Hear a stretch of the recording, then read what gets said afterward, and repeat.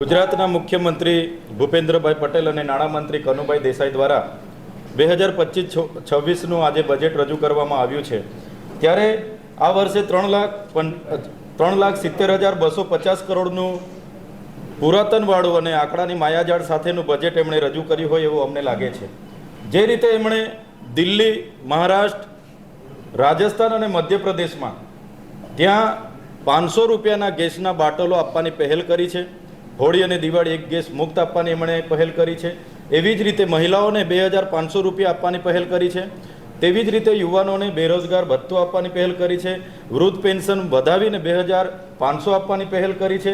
ત્યારે ગુજરાતમાં પણ અઢી દાયકાથી ગુજરાતની પ્રજા એમની સાથે છે, તો અમને આશા હતી કે ગુજરાતમાં પણ એવી જ યોજનાઓ લાવશે અને ગુજરાતના યુવાનો, મહિલાઓ, કિસાનો અને બધાને ન્યાય મળશે। આજે એમણે ગુજરાતમાં આદિજાતિ વિકાસ વિભાગ માટે એમણે જે 5,120 કરોડનું બજેટ એ લોકો લાવ્યા છે। આ બજેટમાં ન્યૂ ગુજરાત પેટર્ન જે આદિજાતિ વિકાસ વિભાગ દ્વારા સંચાલિત ટ્રાઇબલ સપ્લાનમાં દરેક જિલ્લાઓમાં હોય છે, એના દ્વારા એ બજેટ 37.5% વધારા સાથે 1,100 કરોડ કરવામાં આવ્યું છે। પણ એ બજેટની અંદર અમે જોયું તો ત્યાં પ્રભારી મંત્રીઓ, NGO, એમની ડિસ્ટ્રિક્ટ ડેવલપમેન્ટ સપોર્ટ એજન્સી એમને જે કામો સજેસ્ટ કર્યા છે એવા આદિવાસીઓને લાગતા વળગતા ન હોય એવા બિનજરૂરી કામો એમણે મંજૂર કર્યા છે, જેનાથી આદિવાસી સમાજનો કોઈ વિકાસ થવાનો નથી। અમે સમરસ, કુમાર અને કન્યા છાત્રાલયોની માંગો કરી હતી, એમાં પણ એમણે કોઈ રોડમેપ એમાં જણાવ્યો નથી। સાથે સાથે આદિજાતિ વિકાસ વિભાગ દ્વારા જે પોસ્ટ મેટ્રિક શિષ્યવૃત્તિની યોજના ચાલુ હતી, એ શિષ્યવૃત્તિની યોજના અમને આશા હતી કે આ બજેટમાં જે એમણે બંધ કરી છે પુનઃ ચાલુ કરશે, પણ એવી પણ કોઈ પણ જાતની જોગવાઈ એ અમારા ઉચ્ચ અભ્યાસ કરતા વિદ્યાર્થીઓ માટે એમણે કરી નથી। સાથે સાથે શિક્ષણનું એટલું મોટું બજેટ છે, 5,59,999 કરોડ, પણ એમાં આદિજાતિ વિસ્તારોમાં આજે પણ શિક્ષકોની ઘટ છે। ત્યારે 22,000 શિક્ષકોની જે ભરતીની પ્રક્રિયા હતી આજે પણ પેન્ડિંગ છે, એને ક્યારે પૂર્ણ કરવામાં આવશે એવી કોઈ પણ જાતની એમણે બહાલી કે આપી નથી। એવી રીતના આરોગ્યમાં પણ આરોગ્ય અને પરિવાર કલ્યાણમાં 23,385 કરોડનું બજેટ છે। એમાં લાખોની સંખ્યામાં આયુષ્માન કાર્ડ આપેલા છે, પણ એની જે એમપેનલ હોસ્પિટલો છે એની પણ નવી યાદી એમણે આપી નથી। સાથે સાથે અમુક મર્યાદિત બીમારીઓમાં જ એ કાર્ડમાં ઈલાજ થાય છે, એના સિવાયની બીજી બીમારીઓમાં એ કાર્ડમાં ઈલાજ થતો નથી। એના વિશે કોઈ પણ રોડ મેપ એમણે તૈયાર કર્યા નથી।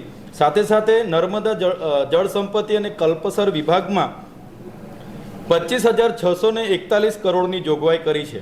ત્યારે આ નહેરોનું કામ હમણાં પૂર્ણ થવા આવશે, છતાં જે આદિવાસી વિસ્તારોમાં નહેરો દ્વારા, કેનાલો દ્વારા, ઉદ્વહન સિંચાઈ યોજના દ્વારા કે પાઇપલાઇનો દ્વારા જે નર્મદા, ઉકાઈ, કરજણ, કઢણા કે પાનમમાંથી પાણી સિંચાઈ માટે આપવું જોઈએ, એના માટે પણ કોઈ એમણે પહેલ કરી નથી।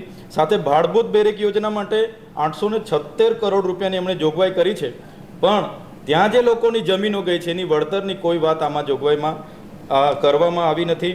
પ્રધાનમંત્રી આવાસ માટે એમણે 1,20,000થી વધારો કરીને 1,70,000 કરવામાં આવેલ છે, પણ અમારી માંગ હતી કે જે રીતે શહેરી વિસ્તારોમાં પ્રધાનમંત્રી આવાસ યોજનામાં 3,50,000 આપવામાં આવે છે, એ જ પ્રમાણે ગ્રામ્ય વિસ્તારોમાં પણ આપવામાં આવે, પણ એને પણ ધ્યાને લેવામાં આવેલ નથી।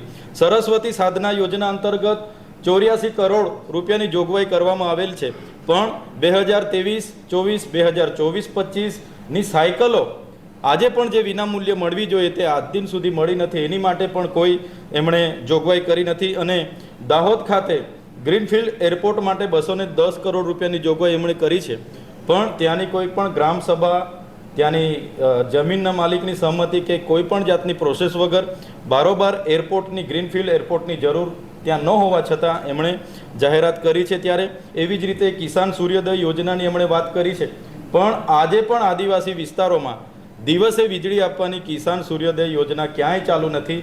અને આજનું જે બજેટ અમે જોયું તો સરવાળે અમને એવું લાગી રહ્યું છે કે આ બજેટ પુરાતનવાળું છે, આંકડાઓની માયાજાળ છે અને એમાં કંઈ વિશેષ મોંઘવારી પર કંટ્રોલ આવે, ખેડૂતોના ભાવ કંઈ વધારા થાય, યુવાનોને કંઈ રોજગારી મળે, નાના ઉદ્યોગો, લઘુ ઉદ્યોગો કે પ્રાકૃતિક ખેતી કે જે પણ ગુજરાતની ગ્રોથનું એન્જિન છે એના ડેવલપ માટે ક્યાંય પણ એવું દેખાતું નથી કે ઉડીને આંખે વળગે એવું ક્યાંય અમને દેખાતું નથી કે ગુજરાત સરકારે કંઈ વિશેષ બજેટ પેશ કર્યું હશે.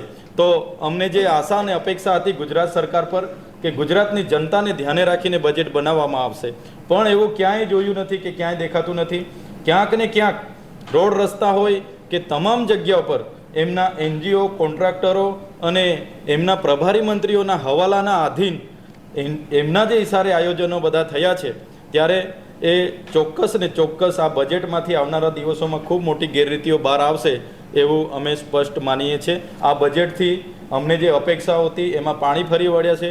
ક્યાંય અપેક્ષાઓ અમારી પૂરી નથી થઈ અને આ ગુજરાતની જનતાએ અઢી દાયકાથી જે મતો આપ્યા છે, પણ અઢી દાયકાના મતો બાદ ગુજરાતની જનતાએ દરેક ક્ષેત્રે, કર્મચારી હોય, ખેડૂત હોય, મહિલા હોય કે વિદ્યાર્થી હોય, શિક્ષણ હોય, આરોગ્ય હોય, સિંચાઈ હોય, પીવાના પાણીની બાબતો હોય કે ટેકાના ભાવની બાબત હોય, દરેક જગ્યાએ આજના બજેટમાં અન્યાય થયો હોય એવું અમે સ્પષ્ટ માનીએ છીએ.